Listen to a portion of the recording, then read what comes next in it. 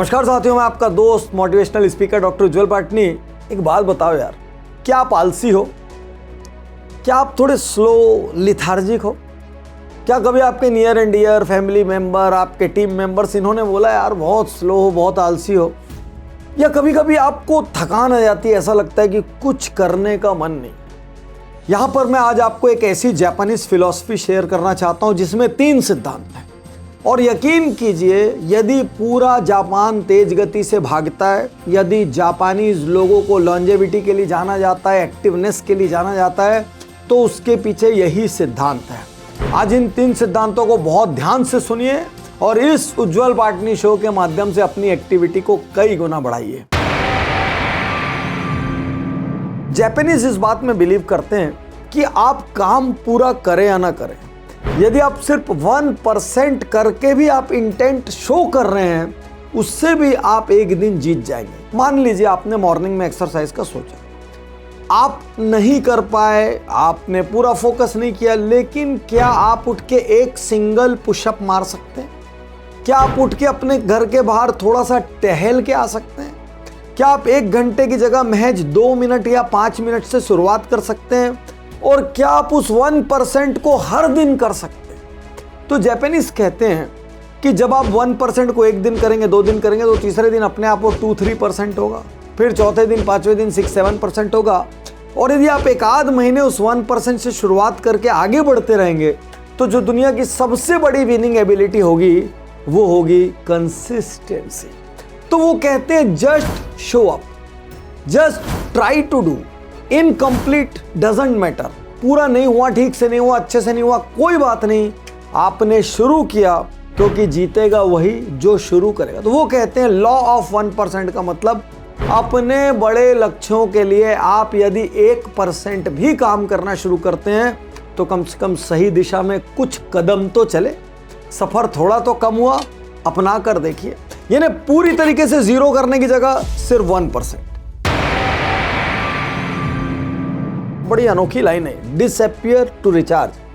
वो कहते हैं आप हर दिन उठते हैं और एक तरीके का काम करते हैं, एक समय के बाद आपको वो बोरिंग लगने लग जाता है, फिर भी आप मजबूरी वश करते हैं। उसके बाद होता क्या, आपके काम की क्वालिटी खराब होती है, आपकी प्रोडक्टिविटी खराब होती है। और वो लोग बहुत शिद्दत से बात कहते हैं कि बिजी होने और प्रोडक्टिव होने में जमीन आसमान का फर्क है। क्योंकि दिन में राजा हो चाहे रंक, सबको उतने घंटे दिए गए हैं। रंक दिन भर बिजी रहता है और राजा दिन भर प्रोडक्टिव रहता है। This is more a thought process.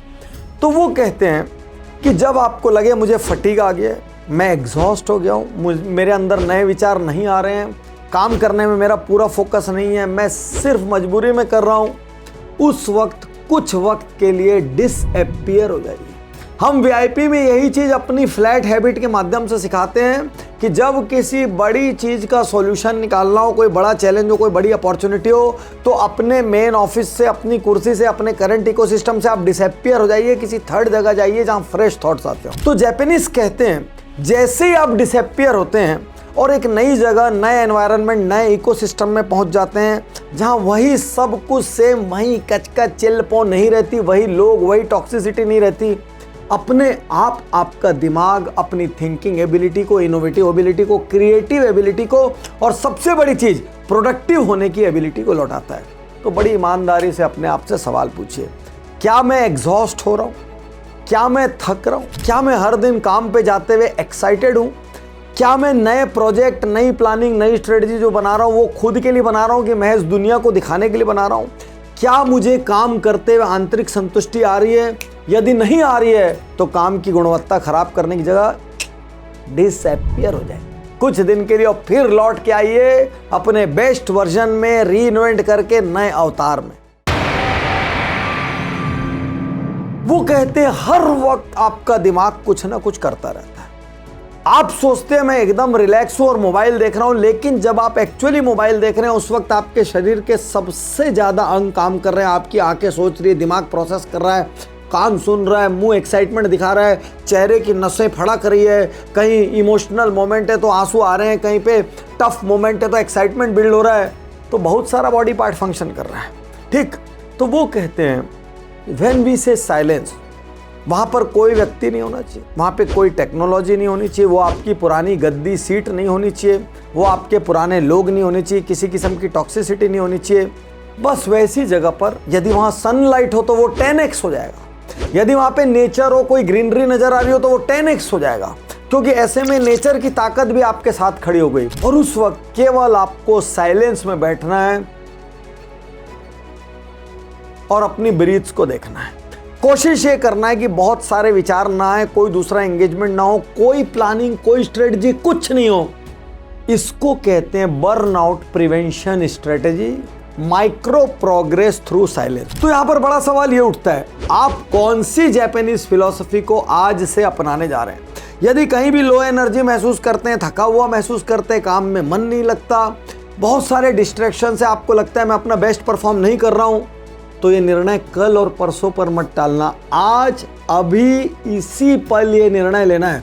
और याद रखिए, उज्जवल पाटनी यूट्यूब चैनल पर 500 से ज़्यादा वीडियोस हैं। सिर्फ प्रोडक्टिविटी पे लगभग 25 वीडियो की एक प्लेलिस्ट है, कैसे एक दिन में अनेक दिन का काम करें। और यदि ट्रूली मेरे साथ फेस टू फेस सीखना है तो फिर मैं आपको इनवाइट करता हूं अपने 60 सक्सेस हैबिट के प्रोग्राम VIP में, जिसका मूल फोकस प्रोडक्टिविटी है। शुक्रिया, धन्यवाद, थैंक यू।